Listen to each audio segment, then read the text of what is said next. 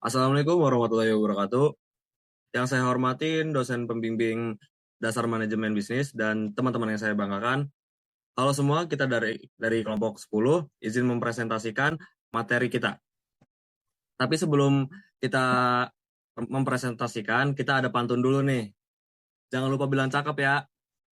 Si Farel pacarnya Siap-siap. 10, Cakep. Cakep.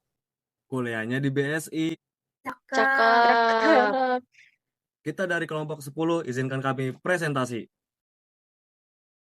Nah, ini adalah anggota kelompok dari kelompok 10. Bisa dilihat.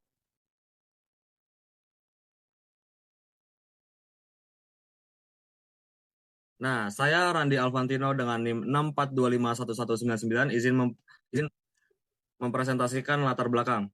Latar belakang PT Garuda Tbk merupakan maskapai nasional Indonesia yang berdiri sejak tahun 1949.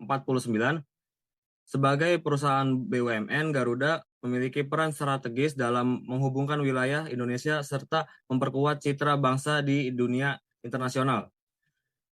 Untuk memahami dinamika perilaku, organisasi Garuda Indonesia digunakan model Gibson yang menyoroti hubungan antar individu, organisasi, dan faktor psikologis dalam membentuk kinerja. Saya Muhammad Fadlar Ardiansyah dengan NIM 64251355 ingin mempresentasikan tentang sejarah Garuda Indonesia. Garuda Indonesia merupakan maskapai penerbangan nasional sekaligus yang pertama dan terbesar di Indonesia. Didirikan pada tanggal 26 Januari 1949. Penerbangan perdananya menggunakan pesawat DC-3 Dakona RI 001 dengan nama Indonesia Airways. Nama Garuda Indonesia Airways diberikan oleh Presiden Soekarno, terinspirasi dari puisi karya Not Sueroto. Garuda ini sendiri diambil dari nama burung, yaitu dari dewa Wisnu dalam legenda pewayangan.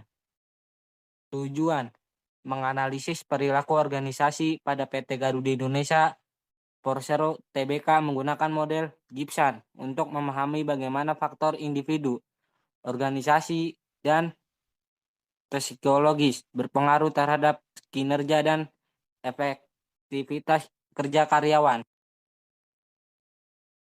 Saya dengan Ayusnaini Rahmasari dengan NIM 64251519.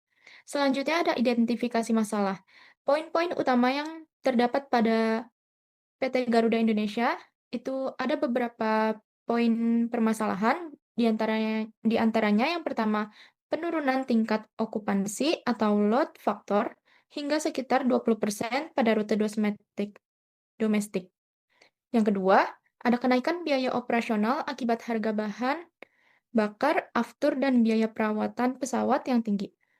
Yang ketiga, ada pergeseran perilaku konsumen, di mana pelanggan beralih ke maskapai berbiaya rendah atau LCC seperti Lion Air dan Air Asia. Selanjutnya adalah ada alternatif solusi. Beberapa langkah yang bisa dilakukan Garuda untuk mengatasi penurunan penumpang dan tingginya biaya operasional, itu yang pertama ada penyesuaian harga. Penyesuaian harga itu maksudnya adalah Garuda Indonesia perlu melakukan penyesuaian strategi harga dengan memperkenalkan kelas ekonomi yang lebih terjangkau atau membuat program tarif promosi musiman untuk rute-rute dengan okupansi rendah.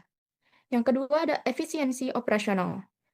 Itu adalah melakukan optimalisasi jadwal penerbangan dan penggunaan pesawat secara efisien agar pesawat tidak terbang dengan kapasitas kosong. Yang ketiga adalah digitalisasi layanan. Itu alternatif solusinya meningkatkan pengalaman pelanggan melalui transformasi digital seperti check-in online, aplikasi mobile, e-boarding pass, dan chatbot pelayanan pelanggan. Dan yang terakhir ada diversifikasi layanan, yaitu Garuda dapat menciptakan segmen layanan baru seperti Garuda Light yang fokus pada efisiensi biaya, tetapi tetap mempertahankan standar keselamatan dan kenyamanan. Terima kasih. Saya dengan Fanya Melia dengan NIM 64251221. Di saat ini saya akan menjelaskan analisis SWOT. Itu pertama ada strength, yaitu kekuatan. Di sini ada persaingan ketat dari maskapai dan kenaikan harga bahan bakar. Yang kedua ada weakness atau kelemahan. Di sini ada harga tiket relatif tinggi dan biaya operasionalnya tinggi juga. Yang ketiga ada opportunities, yaitu peluangan. Di sini ada pertumbuhan sektor pariwisata domestik, lalu digitalisasi layanan dan penjualan tiket online. Yang keempat ada threats atau ancaman. Di sini ada kondisi ekonomi global dan domestik, lalu perubahan perilaku konsumen. Selanjutnya, analisis variabel individu. Karyawan Garuda memiliki latar belakang profesional dengan pelatihan tinggi, terutama di bidang penerbangan dan pelayanan. Keterampilan interpersonal menjadi kunci utama dalam menjaga kepuasan pelanggan. Lalu, tantangan utama muncul dari stres kerja tinggi dan tuntutan keselamatan serta pelayanan prima. Garuda memberikan pelatihan berkelanjutan untuk meningkatkan kemampuan teknis dan non-teknis. Saya Chelsea Astiajana dengan NIM 64251491. Di sini saya akan menjelaskan mengenai analisis variabel psikologis di Garuda Indonesia. Jadi, setelah perusahaan melakukan restrukturisasi dan menjalankan program Garuda Rebound, motivasi karyawan mulai meningkat. Mereka merasa lebih semangat karena ada perubahan positif di lingkungan kerja. Selain itu, persepsi atau pandangan terhadap manajemen juga jadi lebih baik. Salah satu alasannya itu karena sekarang komunikasi di dalam perusahaan lebih terbuka, jadi karyawan tuh merasa lebih dihargai. Lalu selanjutnya sikap kerja karyawan pun ikut berubah. Mereka jadi lebih loyal dan bersemangat untuk berkontribusi pada perusahaan. Terakhir, itu ada nilai-nilai yang dijunjung tinggi seperti disiplin, integritas, dan pelayanan yang baik juga menjadi pedoman utama dalam bekerja. Jadi bisa dibilang secara psikologis, suasana kerja di Garuda Indonesia itu semakin sehat dan positif. Next, itu ada kinerja organisasi Garuda Indonesia. Di sini, nah, di slide ini saya akan membahas tentang bagaimana kinerja organisasi Garuda Indonesia sebelum dan sesudah restrukturisasi.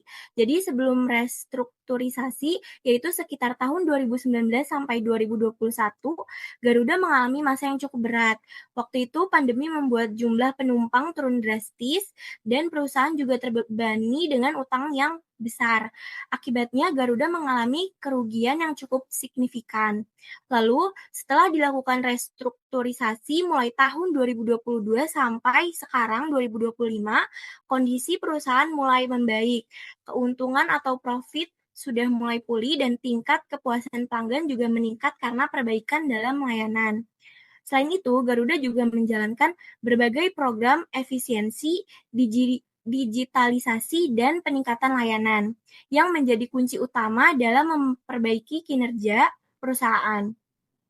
Dan yang gak kalah penting, itu ada perubahan perilaku serta budaya organisasi. Di dalam perusahaan juga ikut berperan besar, jadi bukan cuma sistem atau strategi yang berubah, tapi juga cara berpikir dan semangat kerja karyawannya itu semua jadi faktor penting dalam keberhasilan proses pemulihan Garuda Indonesia. Halo, perkenalkan aku Tridan Hasana dengan NIM 64251384. Aku melanjutkan presentasi tentang aku tadi yang sebelumnya ya, langsung aja. Selanjutnya ada kesimpulan. Model Gibson membantu menjelaskan keterkaitan antara faktor individu, organisasi, dan psikologis terhadap kinerja Garuda Indonesia.